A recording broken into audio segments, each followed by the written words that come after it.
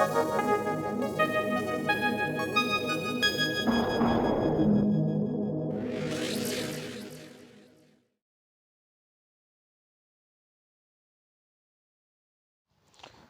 वालेकुम, आप देख रहे हैं यूट्यूब चैनल बे से बातें और मैं हूं बिलाल अहमद खाकी।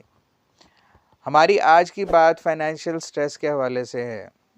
स्ट्रेस कहा जाता है दुनिया की ख़तरनाक तरीन बीमारियों में से एक है।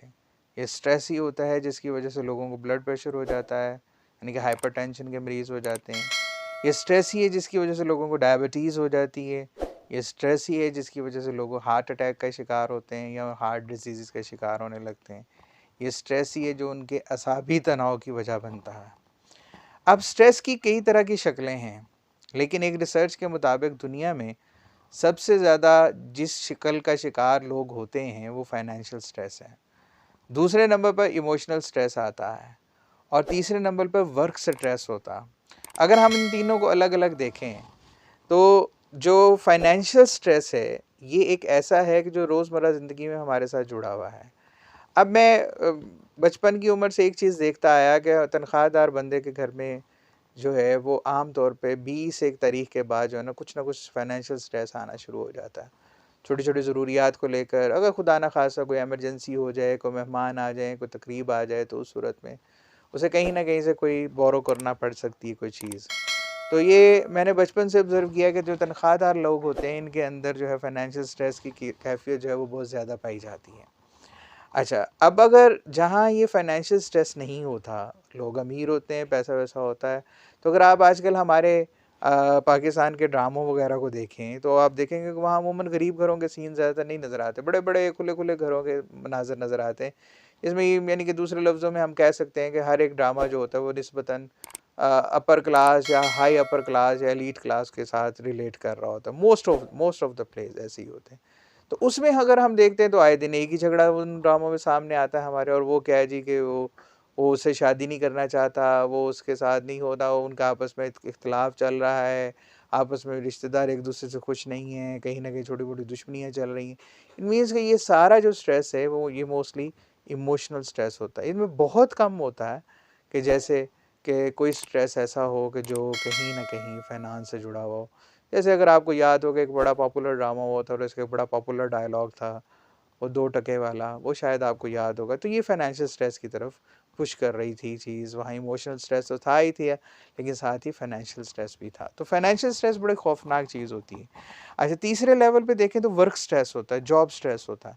ये वो स्ट्रेस है कि जो हम अक्सर जहाँ पर हम जॉब कर रहे होते हैं, चूँकि वहाँ पर इर्द-गिर्द लोग मौजूद होते हैं, उनकी वजह से या तो हमें फेस करना पड़ता है या हमारी वर्क रूटीन इतनी हेक्टिक होती है कि वो हमारे जिस्म को जिसे कहते हैं रेस्ट नहीं दे पाते और हम ज़हनी और जिस्मानी तौर पर टूट-फूट का शिकार होने लगते हैं और उसकी वजह से भी हमें उलझनें या परेशानियाँ या कोई और चीज़ें बीमारियाँ वगैरह लाहक हो सकती हैं। तो ये 3 बड़े स्ट्रेसेस हैं। मेरा नुक्ता जो है वो फाइनेंशियल स्ट्रेस की तरफ ज़्यादा है।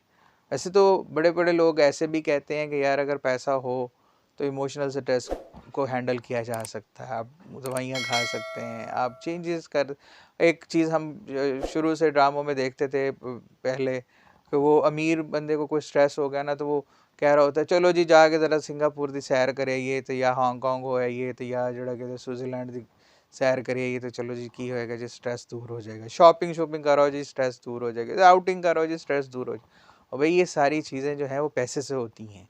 तो इसका मतलब ये है कि वहाँ फाइनेंशियल स्ट्रेस तो नहीं है, लेकिन इमोशनल स्ट्रेस है और वो इमोशनल स्ट्रेस को फाइनेंशियल स्ट्रेस से फाइनेंस के होने की वजह से मैनेज किया जा रहा होता है।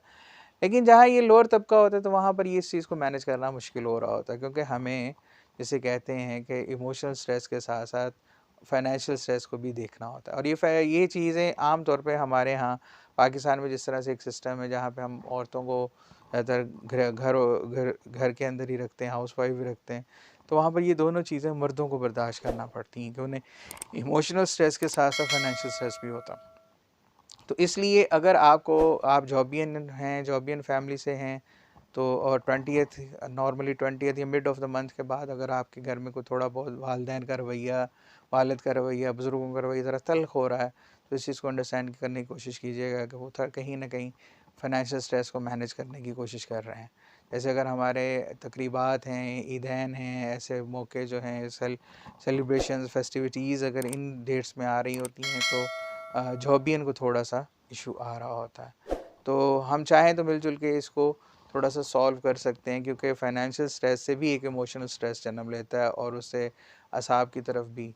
तो अगर हम ये समझें कि नहीं, सेहत ज़्यादा ज़रूरी है, इंसान ज़्यादा ज़रूरी है, तो उस फाइनेंशियल स्ट्रेस को थोड़ा-सा मैनेज किया जा सकता है, कभी ज़्यादा भी किया जा सकता है।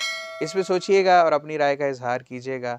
हमारा आज का पॉइंट ऑफ व्यू सिर्फ़ इतना है कि फाइनेंशियल स्ट्रेस की वजह से इंसान को मत खोएँ, फाइनेंशियल स्ट्रेस की वजह से इंसान को बीमार मत होने दें। आप उसको कोशिश करके मैनेज कर सकते हैं किसी हद तक। थोड़ा कनात करके, सब्र-शुक्र करके उसको मैनेज किया जा सकता है।